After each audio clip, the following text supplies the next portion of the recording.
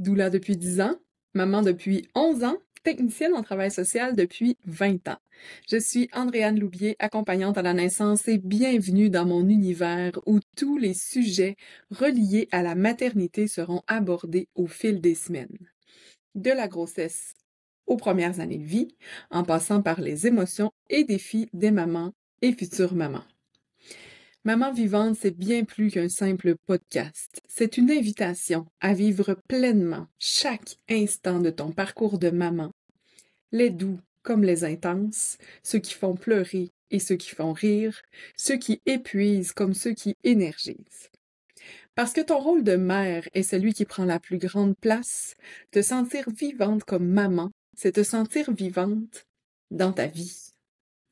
Bienvenue dans ce 12e épisode. Aujourd'hui, j'ai choisi d'aborder la sexualité après la grossesse, mais la sexualité aussi quand on devient parent. C'est un sujet qui préoccupe beaucoup de futurs parents, beaucoup de nouveaux parents et qui, malheureusement, est encore un peu tabou, je trouve.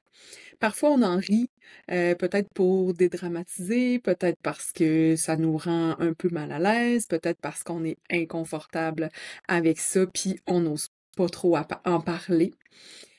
Parfois, on entend des couples, des partenaires s'envoyer des petites pointes pas très subtiles sur le sujet. Il y a un partenaire qui est insatisfait, qui a de la difficulté à communiquer, qui a de la difficulté à nommer ses besoins, ses insatisfactions. Parfois, on banalise ce sujet-là aussi. Et parfois, ben oui, ça peut devenir une source de conflit pour certains couples. Je pense que pour toutes ces raisons-là, c'est essentiel d'en parler encore et encore. Et tu le sais, je suis pas sexologue, mais mes expériences m'ont amené à faire plusieurs constats que j'ai envie de te partager. Tout en te donnant quelques infos qui vont peut-être t'aider à comprendre ce qui se passe en toi, ce qui se passe dans ton corps, ce qui se passe dans ton cœur également. Mais aussi, j'ai envie de te partager des pistes de réflexion pour peut-être avancer dans ce chemin-là qui est pas toujours évident pour certaines femmes. Donc, on le sait, à la suite de la naissance d'un bébé, tous les couples vivent une période d'ajustement, une réorganisation. Ça, c'est pareil pour tout le monde. Et bien évidemment, tous ces changements-là ont un impact sur la vie sexuelle de la majorité d'entre eux. Personne n'est pareil.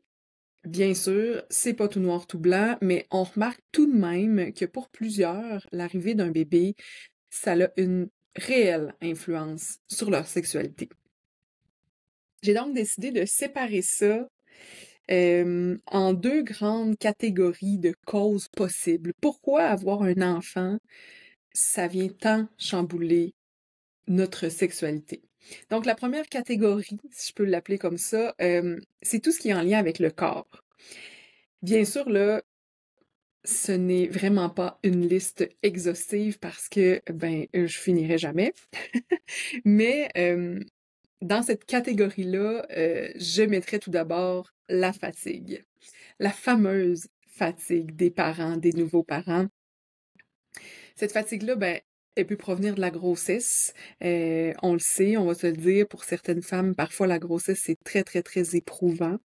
Mais la fatigue peut évidemment provenir aussi du changement de routine et bien sûr des nuits plus courtes, des nuits entrecoupées, des nuits plus mouvementées, des nuits qui ressemblent parfois pas à des nuits finalement. Mais la fatigue, c'est pas toujours un obstacle à la vie sexuelle, ou du moins, ça devrait pas toujours l'être. Je pense que si on attendait de ne plus être fatigué pour faire l'amour, on le ferait vraiment pas souvent, ou peut-être qu'on le ferait jamais pendant les je sais pas combien de premières années de vie de notre enfant. Et là, bien sûr, je parle pas ici des premières semaines de vie de notre bébé, là. Ça, c'est sûr. Mon Dieu, on est vraiment chamboulé, c'est intense. Il se passe plein d'affaires, donc bien sûr que la sexualité dans ce temps-là est définitivement pas au premier plan. En fait, En fait, dans mon discours par rapport à la sexualité après la grossesse, ou dans les premiers temps, les premiers mois, les premières années de vie, j'ai jamais je parle jamais d'un moment précis. Il y a pas de délais normaux, il y a rien de ça. C'est vraiment, vraiment personnel à chacun. Puis parfois, les blocages, par exemple, qu'on peut ressentir, peuvent provenir de d'autres causes également, pas nécessairement du fait qu'il y a un enfant qui est né. Un enfant qui est né peut avoir exacerbé quelque chose qui existait déjà. Donc, on va aller essayer de chercher un petit peu plus loin qu'est-ce qui pourrait causer la perte de désir, par exemple. Euh, mais sinon, si au moment où l'enfant entre dans notre vie, ça vient bouleverser la sexualité, ben, bien sûr que, comme je disais, il y a différentes causes à ça et que, ben oui, c'est ça ce que je disais, c'est que c'est vraiment personnel à chacun. Mais dans le fond, c'est quoi faire l'amour? C'est un moment privilégié hein, qui permet de connecter avec l'autre, de se détendre. Puis ça, ben, selon moi, c'est exactement de ça qu'on a besoin, les parents, de relaxer, de connecter ensemble, d'avoir du plaisir, d'évacuer le stress, de décrocher, de lâcher prise. Et je trouve que avoir une relation sexuelle, c'est une belle façon de répondre à tout ça. Mais, très, très, très, très, très important, un point tellement important, faire l'amour, ça veut pas nécessairement dire pénétration. Quand je parle de faire l'amour, je parle aussi de sensualité. Je parle de rapprochement, de moments intimes qu'on partage à deux. La pénétration et l'orgasme, ça fait partie de la sexualité, mais c'est loin, loin, loin d'être juste ça. Surtout quand on vient d'avoir un enfant. Puis justement, à la période postnatale, euh, ça peut devenir une occasion parfaite d'explorer la sensualité, d'explorer la sexualité peut-être sous un nouvel angle, de faire des choses qu'on n'a peut-être jamais fait ou qu'on a arrêté de faire avec le temps. Bref, c'est le temps de se caresser, de se masser. C'est le temps de... C'est le temps de s'embrasser, là, tu sais, de frencher, là, comme quand on avait 14 ans, là, de se toucher, puis probablement que tout ça va mener à un endormissement super rapide. On le sait, on s'endort quand on est des nouveaux parents et c'est correct.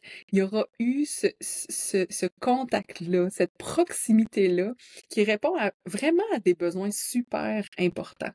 Donc, même si c'est pas une relation sexuelle que je vais appeler complète, entre guillemets, j'aime vraiment pas cette expression-là, mais pour qu'on se comprenne bien, vraiment avec une pénétration puis un orgasme, même si c'est pas ça, ça peut faire du bien, ça peut répondre à plein de besoins, ça peut nous permettre de connecter de différentes façons. Puis c'est pas toujours obligé d'être long, justement, parce que ben, la fatigue est bien installée, est bien présente, puis ben ça se peut que parfois ça soit juste quelques minutes de douceur seulement, puis ça c'est OK. C'est OK, on se met pas de pression. Tout ceci va évoluer doucement au fil du temps, au fil des semaines, au fil des mois, parce que oui, ça peut prendre plusieurs mois avant que la sexualité de ton couple redevienne semblable à ce qu'elle était. Et je dis semblable parce que pour certains couples, ça reviendra jamais exactement ce que c'était avant. Puis encore une fois, s'il y a une connexion entre les partenaires, s'il y a une belle communication, si on se respecte là-dedans, euh, c'est correct que ça soit comme ça. C'est correct que ça redevienne pas exactement comme c'était avant ou que ça prenne plusieurs mois, puis voire même des fois plusieurs années, dépendamment du contexte, avant que euh, on sente que oui, tu sais, on revient à quelque chose qui nous convient, une fréquence qui nous ressemble, qui nous fait du bien. Et le contexte de vie évolue très rapidement avec un enfant, puis ça se peut aussi que au niveau de la sexualité, ça évolue très rapidement également. Ou tout en douceur aussi. Il n'y a pas de bon, pas de mauvais là-dedans. Dans ma première grande catégorie en lien avec le corps, il y a aussi les changements dans le corps. Le corps change beaucoup, hein. Notre corps devient ce que je vais appeler un corps de maman, entre gros guillemets, et c'est pas toujours euh, pareil pour toutes les femmes, bien évidemment, ces changements-là, mais les perceptions qu'on a des changements de notre corps, ça peut vraiment avoir une influence sur notre sexualité. Ça se peut que tu aies besoin de temps pour apprivoiser ce nouveau corps-là, avec ses nouvelles traces de vie, comme le dit si bien une magnifique amie à moi, avec ses nouvelles particularités aussi. Peut-être que pour toi, tes perceptions sont positives. Tu sais, il y en a des femmes qui disent hey, j'ai porté la vie, quelle chance, tu sais, puis oui, je renomme cette belle amie-là que j'ai la chance d'avoir qui a vraiment renoué différemment avec son corps, puis un peu fait de la paix avec son corps aussi suite à sa première grossesse. Donc, c'est très, très, très, encore une fois, différent pour chacune d'entre nous. Mais si tu sens que ça te préoccupe beaucoup, c'est vraiment important de t'ouvrir avec ton ou ta partenaire. Tu sais, tes perceptions à toi sont probablement super différentes de celles de ton ou ta partenaire. Puis je suis certaine que même si il ou elle remarque des changements sur ton corps, ben, il ou elle euh, euh, ne te trouvera pas moins attirante. Au contraire, je pense aussi que, ben en tout cas, j'ai souvent entendu des partenaires dire merci, tu sais, merci ma blonde de m'avoir offert notre enfant, puis ça me touche. Puis oui, ton corps est différent, mais je le trouve beau, je le trouve émouvant, je le trouve magnifique.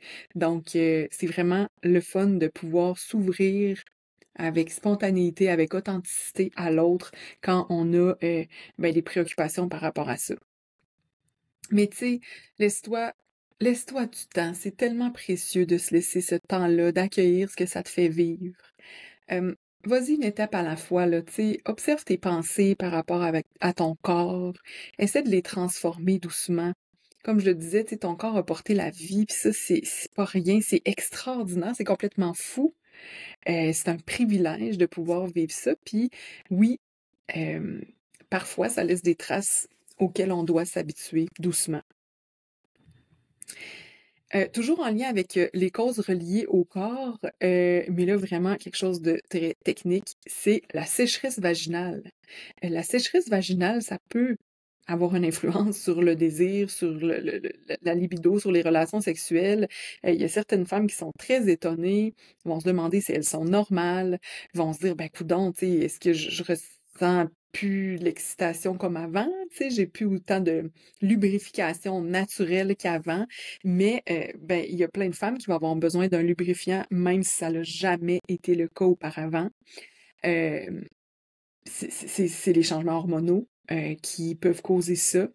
Puis ça peut durer plus ou moins longtemps, très, très différent pour chaque femme. Donc, let's go. Let's go, un bon lubrifiant. Puis quand t'en ressens l'envie, tu y vas. S'il n'y a pas de douleur associée à la relation sexuelle, il n'y a pas nécessairement de bon ou de mauvais moments. Là. Tu sais, il n'est pas trop tard, il est pas trop tôt plutôt pour avoir une relation sexuelle si t'as pas de douleur, si t'as envie. euh, c'est bien correct d'y aller, comme je disais, avec un bon lubrifiant si c'est nécessaire, avec plein de respect, plein de douceur. Mais il n'y a pas de moment de dire oh non, ça serait beaucoup trop tôt. Il y a aussi des fois des femmes qui ont des douleurs ou des sensations de tiraillement lors des relations sexuelles. Ça peut évidemment avoir un impact sur le désir, hein, bien sûr. Si la pénétration fait mal ou si quand on touche, ça fait mal ou que c'est tendu, ben, bien sûr que ça peut peut-être nous enlever le goût. Puis des fois, ben, quand il y a une déchirure au niveau du périnée, les mamans ont aussi peur que ça fasse mal, puis on les comprend très bien. Ce que je propose dans ce temps-là, c'est de débuter en solo. Bien sûr, seulement quand tu en ressentiras l'envie, n'est-ce pas?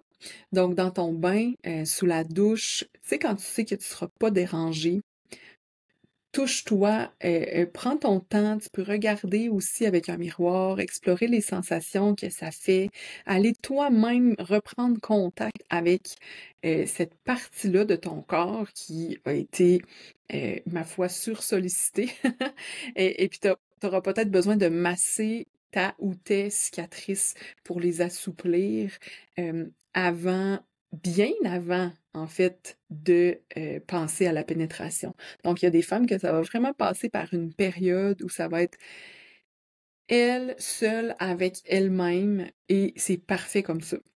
Et quand tu vas être prête à aller plus loin, à intégrer ton ou ta partenaire, ben, bien évidemment que tu pourras, premièrement, l'informer de tes craintes, s'il te reste des craintes, et aussi le ou la guider dans ses caresses. Allez-y progressivement, en douceur, plein de respect, plein d'amour, plein de communication également là-dedans.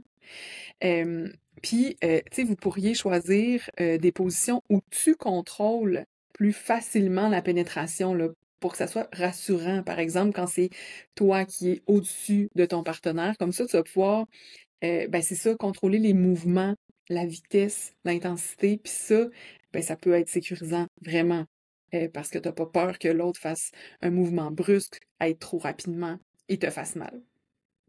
Et si les douleurs, les tensions perdurent, malgré la douceur, malgré que tu masses tes cicatrices, ben, je te recommande fortement d'aller consulter une physio en rééducation périnéale et pelvienne.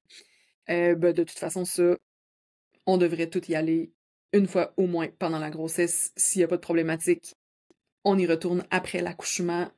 Mais ça, c'est un tout autre sujet que j'aborderai peut-être éventuellement avec une physio invitée. Ce serait bien intéressant. Alors, je passe maintenant à la deuxième grande catégorie de causes qui peuvent avoir un impact sur ta sexualité. Donc, écoute, c'est ma théorie à moi, hein, mais ces catégories-là, mais cette deuxième grande catégorie, selon moi, ce sont les émotions. Parce que la sexualité, ben, on le sait, hein, c'est loin d'être juste un acte physique, ça c'est clair. Bon, là, on s'entend que je viens juste de parler du corps, des perceptions qu'on a envers notre corps, ce corps-là qui a changé. Ben, en parlant de ça, je parlais déjà un peu des émotions. Mais je poursuivrai dans ce thème-là avec le stress. Le stress, la sensation d'être dépassé par les événements. Prendre soin d'un bébé, c'est intense. C'est très difficile par moments. C'est super prenant, en fait, surtout les premiers mois. Mais c'est pas parce que c'est intense, difficile et prenant que c'est négatif. Je vais répéter cette phrase-là. C'est pas parce que c'est intense, difficile et prenant que c'est négatif. Plonger dans la maternité, plonger dans la parentalité, ça nous fait vivre une gamme d'émotions nouvelles, ça nous fait travailler très fort sur nous et des fois, nos perceptions sont négatives parce que, mon Dieu, que ça change une vie. Tu sais, il n'y a plus grand-chose qui ressemble à ce que c'était avant, puis c'est quelque chose, gérer ça. Des fois, on est tellement bouleversé que, ben c'est ça, nos pensées par rapport à ça sont que négatives ou que pessimistes ou on anticipe, tu sais, que ça va toujours être aussi dur, que ça redeviendra jamais comme avant. Mais tu sais, si au lieu de focusser sur tout ce qui est plus pareil comme avant, donc de vivre dans une énergie un peu négative, ben si tu portais ton attention sur tout ce qui est nouveau et sur tout ce qui est beau et sur toutes les belles sensations aussi que ça te fait vivre de devenir maman, si pendant un certain temps tu lâchais prise complètement, t'oubliais tous tes repères habituels et tu ajustais ton rythme à celui de ton bébé, surtout si c'est ton premier. Oubliez le temps, oublier les heures dans une journée, dans un 24 heures, je pense que c'est le conseil le plus précieux qu'on m'a donné. Pendant un certain temps, vis au rythme de ton bébé. Ça m'a tellement aidé, moi, personnellement, à juste lâcher prise puis à changer de mindset. Puis je te jure qu'avoir ce genre de mindset-là, ça fait une immense différence. Quelque chose comme, OK, pour un petit bout, c'est comme ça. Et c'est parfait. C'est pas parce que c'est c'est négatif, ça, c'est vraiment une phrase que j'adore. C'est seulement différent. Tu sais, on peut se dire que c'est seulement différent que ce qu'on a l'habitude de vivre, puis qu'on peut choisir. Tu peux choisir d'y mettre un peu de légèreté pour t'adapter à cette période-là avec souplesse. Tu sais, un mindset de même. Sens-tu l'énergie qui est différente que de dire c'est tellement dur, mon Dieu, il n'y a plus rien comme avant, j'y arriverai pas. Ou là, on est vraiment plus dans l'anticipation. Mais là, de dire, OK, oui, c'est dur, j'ai le droit de le dire, mais qu'est-ce qui est beau aussi? Qu'est-ce que je peux faire pour ajouter de la légèreté? Ça fait vraiment, vraiment une grande différence. Puis ce lâcher-prise-là, ça pourrait t'emmener plus de joie au quotidien, à mieux profiter de ton bébé. Donc, ça pourrait augmenter aussi l'envie de connecter avec ton ou ta partenaire dans le plaisir parce que l'énergie est plus positive. Puis prendre soin de toi aussi en tant que femme, c'est un essentiel. Je le répète tout le temps. Si tu me connais depuis un certain temps, tu sais à quel point j'aimerais que toutes les femmes mamans de la planète se choisissent le plus souvent possible. Si c'est la première fois que tu m'écoutes, ben je t'invite à aller écouter mes 2 premiers épisodes de podcast pour connaître mon point de vue sur le sujet. Et autre chose aussi, d'ailleurs, qui peut aider les couples également qui se sentent dépassés, qui se sentent stressés. En plus de prendre soin de la femme et de l'homme, ou de la femme et de la femme, ou de l'homme et de l'homme, mais là, on s'adresse ici à majoritairement des mamans, donc, en plus de prendre soin de la femme que tu es, c'est bien aussi de continuer, malgré tout, à intégrer la sexualité dans nos gestes, dans notre quotidien, dans notre discours. C'est question de pas toujours parler de notre bébé, de ses boires, de son sommeil, puis de ses cacas. Parce que ça, c'est sûr que en bon québécois, ça turn off un peu, là, clairement. Ou en tout cas, ça turn on pas. Fait que, fait que complimentez-vous dans votre couple, caressez-vous, tu sais, quand vous passez tout près l'un de l'autre, touchez-vous, embrassez-vous, faites-vous des câlins dès que possible. Ça peut sembler tellement banal ce que je suis en train de dire là, mais ces petits gestes-là vont vous aider à garder un minimum de connexion, puis à rester physiquement proches l'un de l'autre.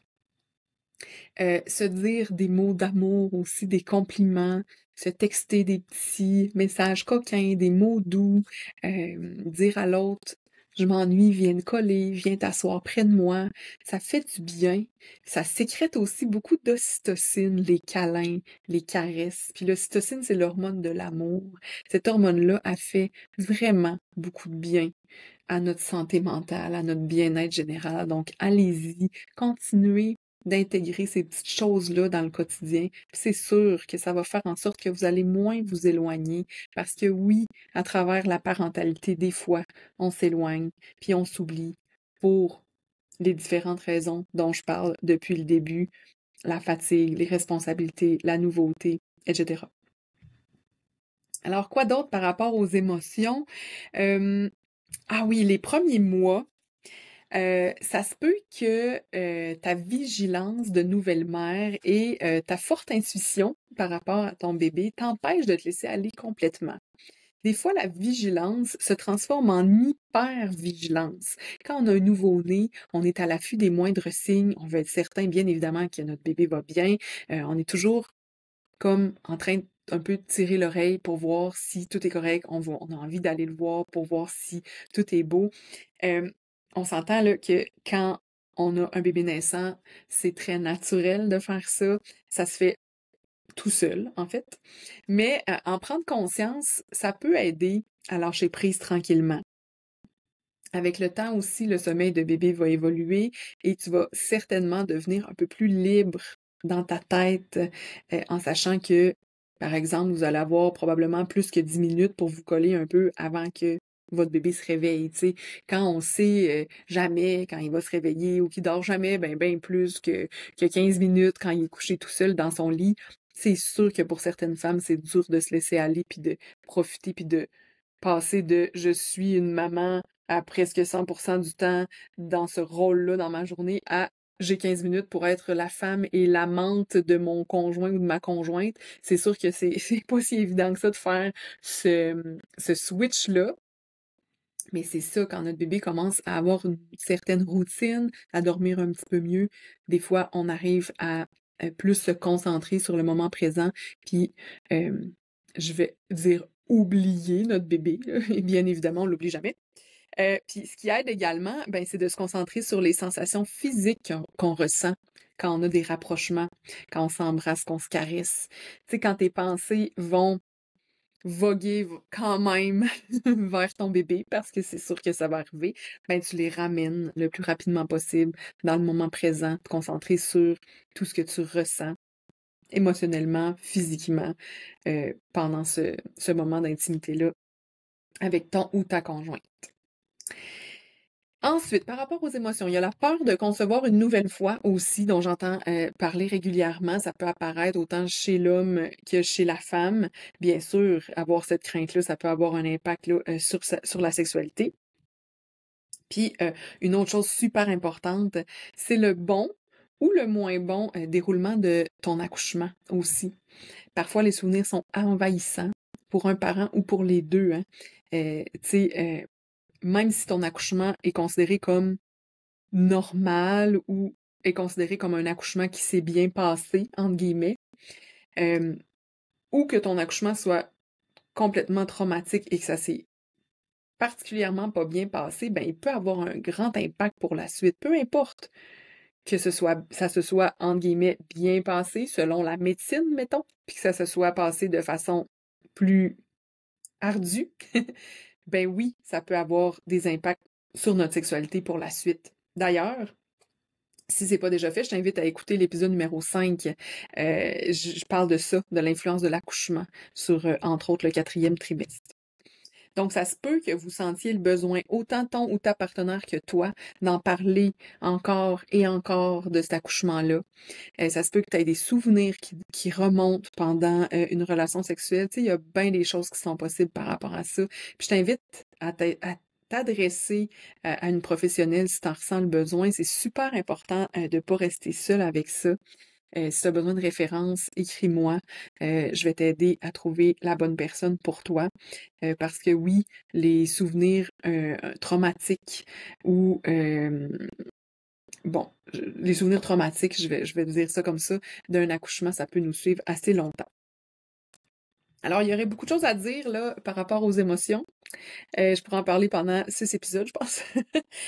Mais je vais conclure cette catégorie-là, cette grande catégorie-là, par 2 dernières choses. La première, c'est que parfois les mamans se sentent très, très comblées par leur bébé. Leurs besoins de présence et d'affection, entre autres, sont amplement satisfaits parce qu'elles ont leur petit bébé tout près d'elles tout le temps, dans les bras. Tout ça, ça nous comble fois 1000. Et donc, certaines femmes vont avoir moins tendance à se tourner vers leur partenaire à cause de ça, parce qu'elles ressentent que leurs besoins sont comblés. C'est vraiment important que tu prennes le temps de différencier les sensations et les émotions associées à bébé et celles associées à ton ou ta partenaire. Tu sais, les besoins comblés par ces deux personnes-là sont pas tous les mêmes ou du moins ils sont pas répondus de la même façon. Puis en prendre conscience, ça va t'aider à te tourner à nouveau vers ton partenaire pour des câlins, pour des bisous, puis pour toute cette intimité-là, comme tu le faisais avant que bébé soit là. Fait que oui, bébé comble beaucoup de besoins, mais on donne beaucoup à notre bébé, n'est-ce pas? Puis ça fait du bien aussi de se tourner vers notre partenaire pour, oui, donner, mais aussi recevoir, remplir notre bonbonne comme ça à deux pour qu'elle soit encore plus pleine pour pouvoir en donner aussi à notre bébé ou aux autres membres de notre famille. Donc, on essaie de pas confondre ah ben mes besoins sont répondus avec mon bébé, fait que je ressens pas le besoin d'aller vers mon conjoint. On essaie de pas tout mélanger ça idéalement. Mais pour certaines femmes, c'est quand même un défi. Donc maintenant que tu entends ceci, peut-être que tu pourras observer toi si ça fait du sens pour toi. Et la dernière chose qui est ultra, ultra, ultra, ultra importante, c'est que pendant la grossesse et l'accouchement, on s'ouvre énormément, autant physiquement qu'émotionnellement, que spirituellement parlant. Puis c'est sain de prendre le temps de se refermer, de se retourner vers soi, de reconnecter avec notre corps, comme je disais tantôt, mais aussi avec notre cœur, avec notre âme. C'est naturel là, de sentir le besoin d'avoir l'espace pour respirer puis pour se recentrer. Je t'invite à le faire encore et encore aussi souvent que possible, même si c'est quelques secondes, quelques minutes, c'est précieux, là. Ça fait vraiment une magnifique différence. Prendre le temps de te refermer après avoir été obligé, en fait, de t'ouvrir pour la naissance de ton bébé. Si tu ressens ça, connecte-toi à toi-même. Vraiment, c'est sûr que plus tu connectes avec toi-même, plus tu vas avoir envie de connecter avec l'autre également. Avant de conclure cet épisode-là, je vais glisser un petit mot sur l'allaitement. Il y a comme 3 points importants dont j'ai envie de parler par rapport à l'allaitement. Première chose, lorsque bébé boit, par exemple, là, à toutes les 2 heures, jour et nuit, et que ben c'est un allaitement exclusif, donc c'est toujours la maman qui va allaiter. Ben il y a certaines femmes qui peuvent avoir un plus grand besoin d'espace entre les tétées. Les bois reviennent tellement souvent qu'elles peuvent se sentir sursollicitées puis no way qu'elles ont envie d'avoir une autre personne dans leur bulle. Il y a des avantages à l'allaitement, il y a des avantages au biberon, puis un des avantages du biberon, c'est que des fois, il y a des gens qui peuvent donner le biberon autre que la maman. Puis ça, ben, ça peut donner un moment pour la maman, pour la femme, en fait. Elle peut se retourner vers elle, prendre soin d'elle pendant que quelqu'un d'autre donne le biberon. S'il y a un avantage au biberon, c'est vraiment celui-là. Tandis qu'avec l'allaitement, qui a de multiples avantages, on s'entend, c'est exclusivement la maman qui doit s'occuper de cette partie-là, de nourrir son bébé. Donc, c'est sûr qu'il y a toujours une petite personne dans sa bulle, puis des fois, accueillir quelqu'un d'autre, c'est plus fragile. Donc, je reviens avec l'importance de prendre du temps pour toi, la méditation, prendre des bains avec des chandelles, de la musique, vraiment, là, te faire du bien, des lectures qui te font du bien, des petits moments pour à nouveau remplir ta bonbonne de femme, puis ensuite pouvoir donner un peu de temps, accueillir ton chum ou ta blonde dans ton espace, parce que, tu sais, pour pouvoir donner, il faut aussi que notre petite bonbonne ait été remplie un peu, et non pas qu'on ait juste donné, et qu'on n'ait jamais pris le temps de la remplir. Aussi, deuxième chose, il y a certaines femmes qui ressentent une excitation sexuelle lors de la stimulation des mamelons par le bébé, donc pendant la tétée. C'est absolument involontaire, mais ça existe. Et ça existe plus souvent qu'on le pense, et c'est un tabou immense. Il y a plein de femmes qui savent pas que ça existe, en fait, mais éprouver des sensations d'ordre sexuel lors de la tétée, ben ça peut vraiment être embarrassant, en fait, pour la maman, puis cette association-là, ça peut provoquer un certain blocage. Si c'est ton cas, ben parle-en à une personne ouverte, là, tu sais, qui va être capable de t'entendre, qui va avoir l'espace pour t'entendre, surtout de pas te juger. Écris-moi si tu veux. C'est une réaction physique incontrôlable, et non, c'est pas toi qui es complètement tordu de ressentir ça, cette sensation-là. Au diable les tabous, c'est dit, il y a des femmes qui ressentent une excitation sexuelle quand le bébé tète.